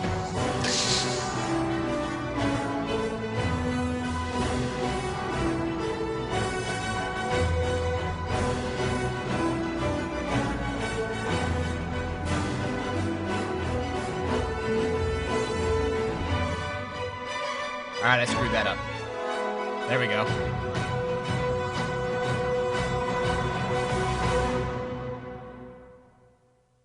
You see, I put too much time on the on the closing there. I'm usually much better than that. I didn't realize it had 40 seconds left when I was done. I was like, okay, I'll just look stupid here for a while, or I can cut forward. Oh, I love watching news presenters when they're hanging around after the credits end and they have to look away and look like they're busy, but it's really awkward. Well, yeah. This is That's what factually- we need to all just be back writing down on our desks. Oh, yeah, They're yeah, always we're taking writing notes. on Yeah. something. Definitely Like writing notes. they're writing something down they're going to use later. Oh wait, this news News came connected. in. Let me talk about that. I just You had know- a great idea. You know they're just writing gigantic penises on their thing. Jon Stewart will sometimes show you what he was writing. What he was before. He sometimes will show you. I drew a picture of a dog, and he'll show you because he does the same thing. They're always like doing that crazy camera shot coming in from the side, and he's just like flying away with his pen. And most of the time, it just looks like he's scribbling a giant signature. But sometimes he's actually drawing something, and he holds it up for the camera. I guess only when he's proud. This one's going on the refrigerator. I drew a blue duck because I've always wanted to see a blue duck. Hang on, let me glue some macaroni on. Whew. Oh, man. That was a tough show because we didn't have a lot of information to talk about. It was mostly speculation. You know? We're like, Yeah, oh, we're going to see what's coming up. What do you think it's going to be like? Well, Well, we just gonna wait be- 6 more hours. yeah, right? Oh, I should have delayed the Yeah. show until tomorrow. I knew it. Well, it might have been good for me because I was not prepared. But thanks for letting me jump in midway were there. short. Yeah, did you get my invite to the Google group? Where do you get that at? I don't I said know it should where- have gone to your email. Maybe it's an email you don't use very often. Hang on. It should have gone to I got the atlive.com email. Yeah, I got that email, but it didn't have anything about a Google group in there. Hang on. I sent something else to that. I'm sending it again. So there should be another invite coming right now. Check your spam folder if it's not there. Okay. Because basically we use the Google group to organize the show. So I sent out an email on this morning, actually maybe yesterday, something like that, giving out information about what we were doing today, and your name was on it, and then I was like, I can't find him, he's not there, and then I realized that you hadn't responded to the invite. So we got Immortality. There it is. Google group in the spam folder. Found it. Oh. Yep, and we're still, wait a minute, and that's on @live.com. Microsoft's like, yeah, that's spam. No, don't look at spam. That. Oh, man. So, yeah, we're in post-show. We're still streaming, but, you know, that's how it is. Anybody seen the HBO show Newsroom? Nobody watched that? Yeah, is that with Olivia Munn? Yes, she's in it. Yeah, I loved it. She's still alive? Yes. I didn't. Oh, I love Olivia Munn. She does She's like a the good person I job love in to this. hate. Yes. She was on The Daily Show for one episode, I think. Yeah. Or two. She does a very good job in the Newsroom. She's actually, it's a serious acting role, whereas I think all of her Pretty other good. things were kind of like either goofy comedies or she was like hosting that show on G4, was it, for a while? Yeah. Which Attack was, of the Show. Yeah. Which never seemed like, I don't know, it seemed like it was just weird. Well, it was just her trying to provide material for teen geeks. Yes, let's put it that way and let's keep it at that. But her role on this show I is was very trying to be good. subtle. She seems to have desired to go to a more serious acting role, and she does a good job. But she's only one of the side characters. I don't know the name of the other actors, but it's a phenomenal show. I mean, have you guys ever seen The West Wing? No. Oh, you guys don't love TV. Oh, man. Damn it. The It's West the Wing. writers of The West Wing, isn't it? Yes, it is. The It's the Newsroom. same Aaron Sorkin, the main creator. Yeah. And everybody knows The West Wing is like, well, put gently, it is a liberal's wet dream of what could happen if like a really smart liberal president got into the White House and tackled the same issues that were happening at the same time the show was on, as were happening to the real country. So it's you know, without going into the politics of it, whether you agree or disagree with the politics, because there were, you know, I would describe myself as more liberal, but there were things on the show that I didn't necessarily agree with. But that's fine. You can agree or disagree. It didn't feel that preachy to me, but maybe bias anyway. But regardless, the characters on the show and the writing is so phenomenal up to season 4. And that's when they kicked the writer off, the creator, Aaron Sorkin, and then it just kind of tanked for a while. But highly recommend the first 4 seasons. And the first episode, too, has got to be one of the best pilots I've ever seen ever. It was so amazingly well done. You normally are used to pilots being crappy, but this one was fantastic. Now this is Ooh, The West Wing? Yes, The West Wing. Okay. Well, I just got done watching the campaign, so I don't know if I can take too much politics stuff very serious. Fair enough. Fair enough. But the Newsroom has also got sort of a liberalish bias. But what it explores is, instead of what if a super intelligent group of people took control of the the White House administration, this is what if the news actually sought to inform people, you know, instead of pandering. I Basically. don't know what this is you're talking about. News in You're gonna have to search. What? You're gonna have to That's search such a strange concept. your mind back in history. Do you remember a name, Edward R. Murrow? I thought that name was banned from news.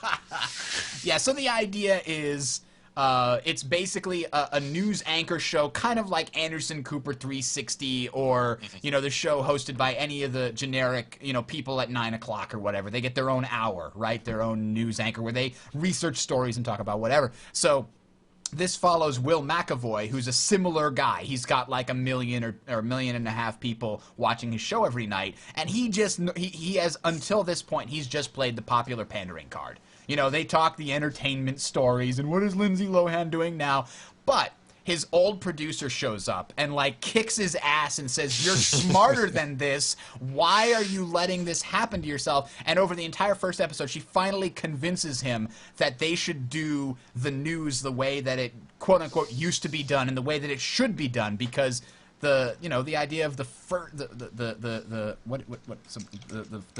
fourth estate. This country was founded on the idea that the media is going to act as the guard dog when the government is going wrong. But anyway, I don't want to get into too much politics, but it's a really cool what-if scenario. And I would say that the writing and the actors are almost as likable as The West Wing. I'll say I'm looking forward to season 2. Should be good. Yeah. Oh, and what else? Oh god, it's just escaped me. Sherlock. No, Song of Season Fire 3. and Ice. Oh, yes. Song of Ice and Fire. End of March. Can't wait. I finished the 5th book. No. Just barely almost finished the 5th book. Threw it out of my car. No, I didn't, because it's on my phone, so that would have been really bad. I wanted to throw it out of my car and said, I'm done with it. I can't take it anymore. It's like I'm in one of those relationships where I just keep getting beaten, but I keep going back to it, but I just keep getting beaten over and over again, and I just can't understand why I can't stay away. It's clear the decision should be go this way, but I just keep going back and reading and feeling so horrible afterwards. Why are so many people in such dire circumstances? Why do all the things that we have been hoping for this character finally come to pass, and then it's swept out from under them? That sounds like The Walking Dead. Yes, there's another reason I don't watch The Walking Dead either. I can't take it. There's too much human tragedy for me. I stopped after season 2 because it was like they had designed the whole thing to just beat these people down constantly. It's like, I understand it's a zombie apocalypse. It's supposed to be bad, but given a choice, every time there was option, something good, something indifferent, something bad, it was always something bad. Whatever it is. And it's just like, you know what? Let them catch a break once in a while, and I'll watch the show. But I just got worn out watching these poor people being abused by the writers. Yeah, Go ahead. I was going to say, let them find like a hidden cache of like Twinkies or something. Yeah, Twinkies. Or some bacon. Let them find bacon still preserved.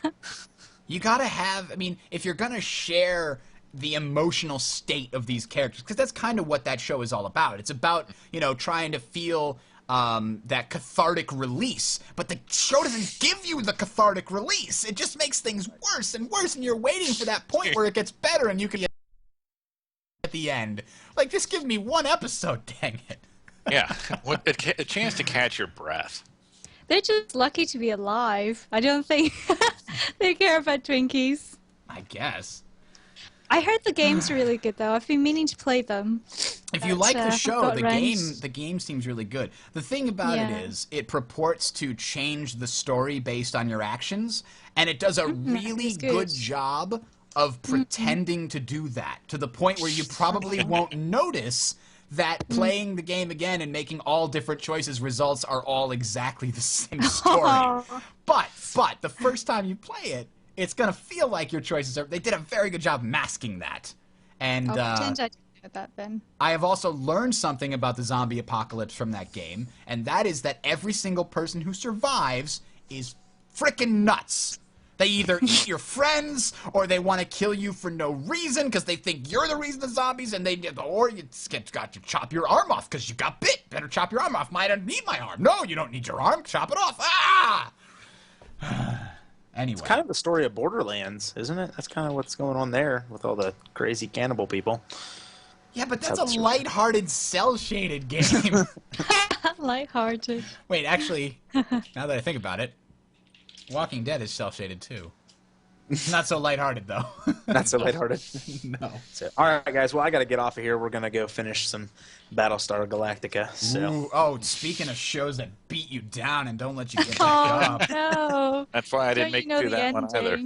Oh, it's good stuff. It's good stuff. Yeah, but Doctor Who has happy endings.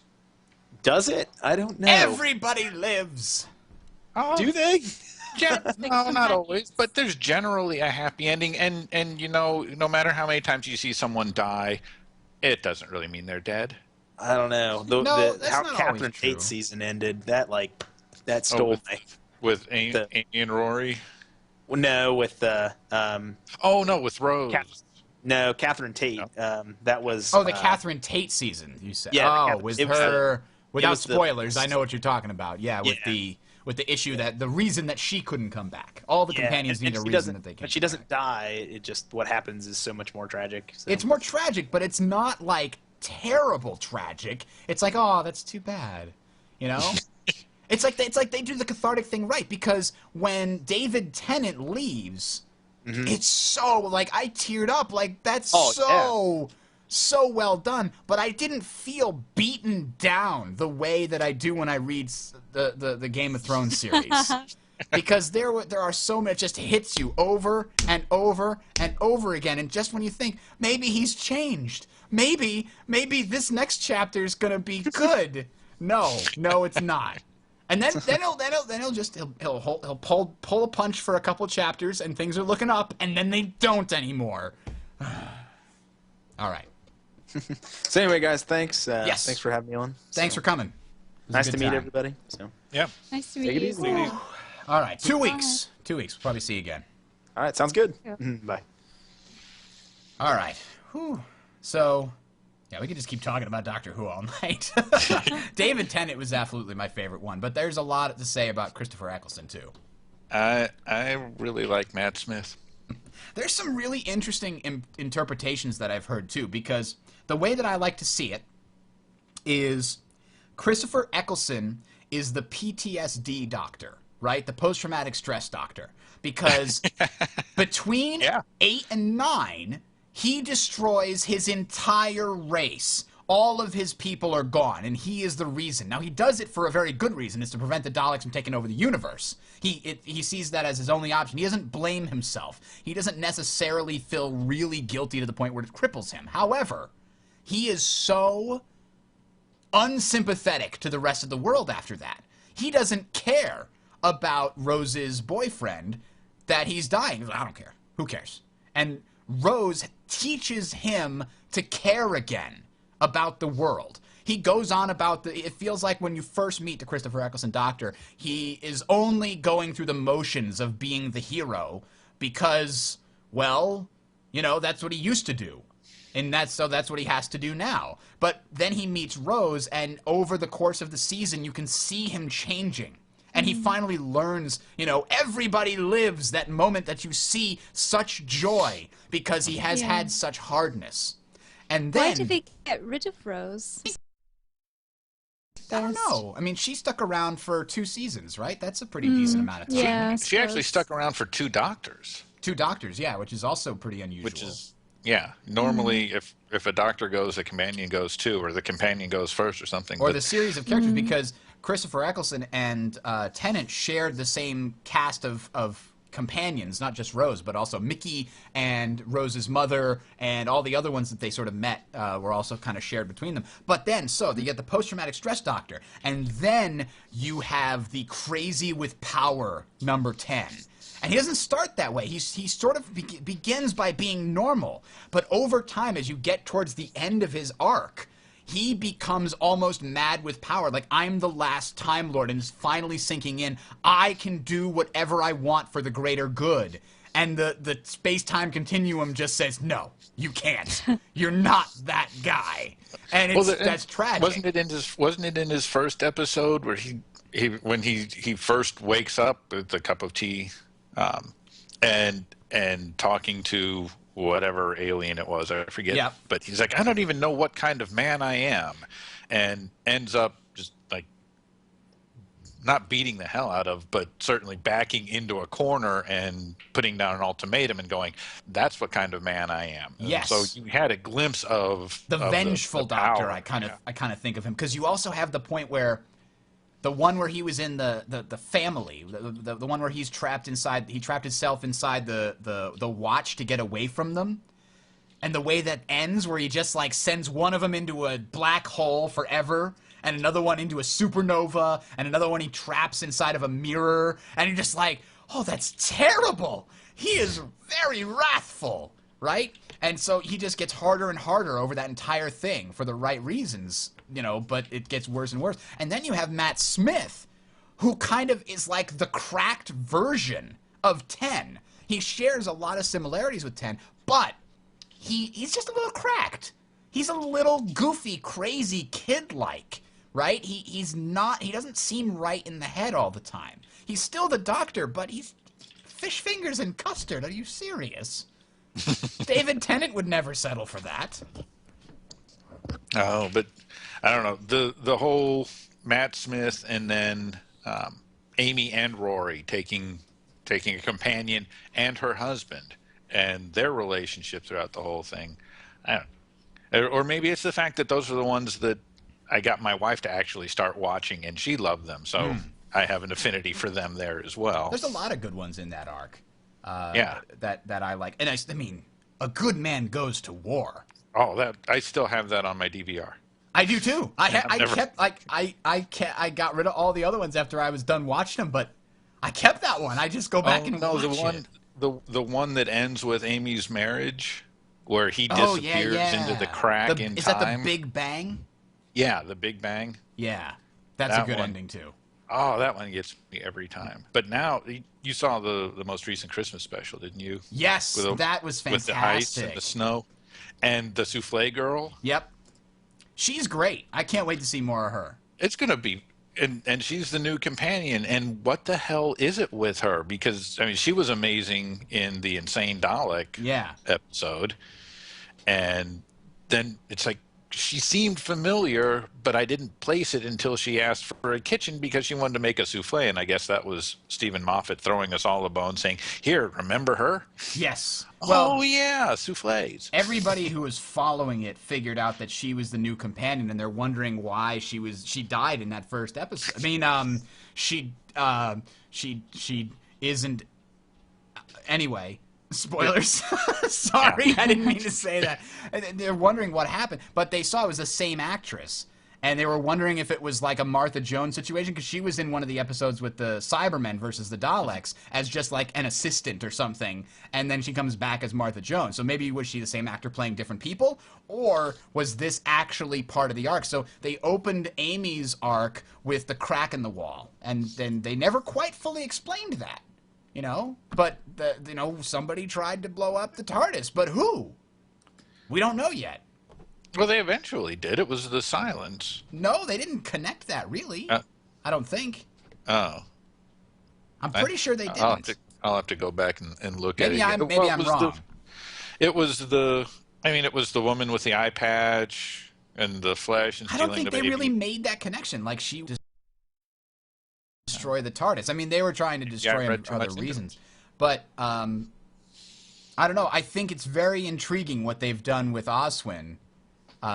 They've set up a good beginning of a mystery that the rest of the season can explore. The girl who died twice.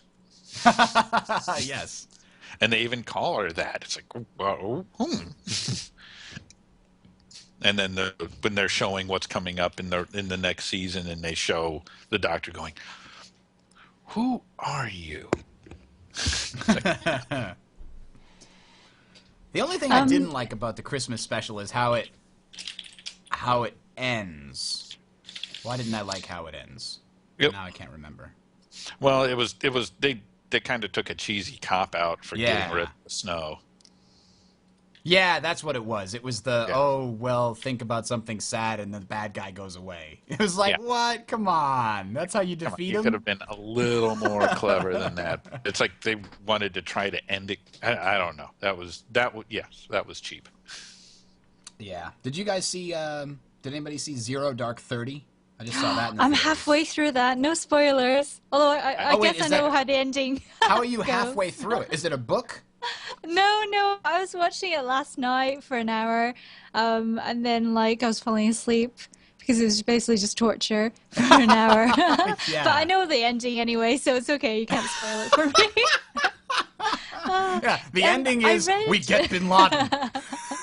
I read on IMDb that they originally wrote the film so that nothing ever happens, like they didn't catch Osama. But when they did kill him, they rewrote the whole film. I was thinking it would be so boring if it was like 2 hours of nothing. Honestly, So... I was already bored by it because it felt too slow for me. Maybe I just didn't get it. I mean, it might be that they were using the long stretches of, well, we can't find out anything to sort of ream home on the viewer, hey, just so you know, this was really frustrating for us. yeah. At least there was a happy ending. I didn't see Django Unchained. Disaster said it was epic. No, I've heard mixed about it. Yeah? Yeah. The drinking game was every time someone uses the N-word, you have to drink. Oh, it's one of those, huh?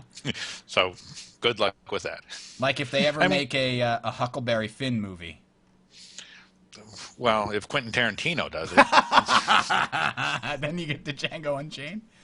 I just don't see Jamie Foxx as a Southern cowboy. I just don't see it. Yeah, but did you really see him as Ray Charles?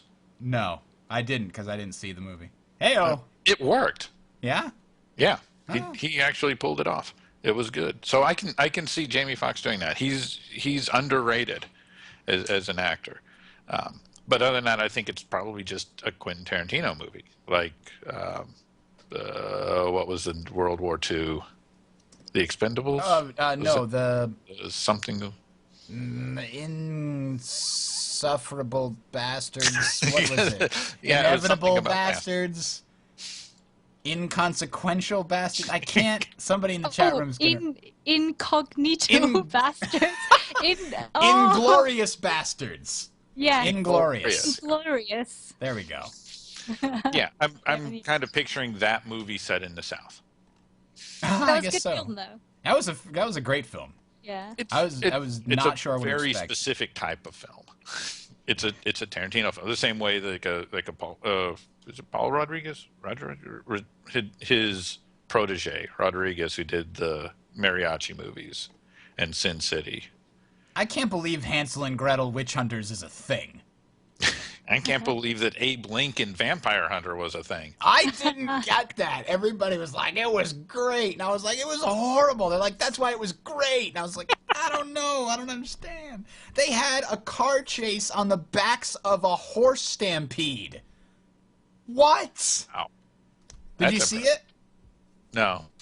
There's so many. I mean, it's clearly a movie making fun of itself, but why even bother if that's what you're doing? It just seems so weird because at the beginning of the movie, it's almost like it was rewritten at some point, or maybe they were just doing this for the fun of it. But it's like, okay, young Abe Lincoln meets a vampire hunter, and the vampire hunter says, "I will teach you, the ways of hunting vampires since you hate them so much because they killed your parents." And he's like, "Okay, show me." And with 6-shooters, and he's like, but I'm good with an axe. So he goes out in the forest and he's like, I want you to cut down this tree with one strike. And you're like, what? And Abe is like, I can't do that. And he's like, yes, you can. You just have to believe. He's There like, can be only one. Okay, so he tries to cut it down to one strike, and he just knocks into the tree like a normal axe strike. And then he's like, no, you have to imagine that tree is the vampire who killed your parents. You have to use the power of hate. And he's like, okay! And he does this super swing, and the tree explodes into shards. And for the rest of the show, the rest of the movie, he never has that superhuman strength again. It still Hate leads sounds to way suffering. better than the boring Lincoln movie. I didn't see that. It was No, I'd so rather watch weird. the other one. I don't know. It's a Have movie. you guys been watching The Following? Is that a new thing in America? The Following? With Bacon. Kevin Bacon. Kevin Bacon. It's like a No. TV show. It's like an ultra gore. Kevin Bacon Yeah, tracked down a serial killer and then discovered that the serial killer actually trained X number of other people to be serial killers. So now he's trying to track down all the people who the first serial killer trained or whatever. Yeah, I saw the pilot this week. I thought it was amazing. I can't wait for the next episode. It was much better than expected. I was listening to somebody, who analyzed the murder rate of fake towns that come from fiction. and they said by far the highest murder rate was in the town in which Murder, She Wrote takes place, because they had something like 350 murders for a population of 2,000. The per capita is just insane. It's like, if you move there, you have like a 1 in 8 chance of being murdered in the next year. But it would be solved Don't very worry. efficiently. It'll be solved. So they do 100% But think of the number solve of murderers who move to that city. You have a 1 in 8 chance of being a killer by moving there. Yeah, because the killers keep getting locked up. I never thought of it that way. Wow. All right, that hurts. Too much enjoyment. All right. I'm going to go and let my wife back into the room here, I think. Yeah, my wife's already poked her head in. I need to go see what she was looking for. All right, we'll see you guys in a couple weeks then. Okay. It All was right. lots of fun. Good. Lots yeah, of fun. It was. Thank you. Thanks for coming. Bye, See you everybody. Bye. Bye. All right, we're now offline, I think. No, I just put the other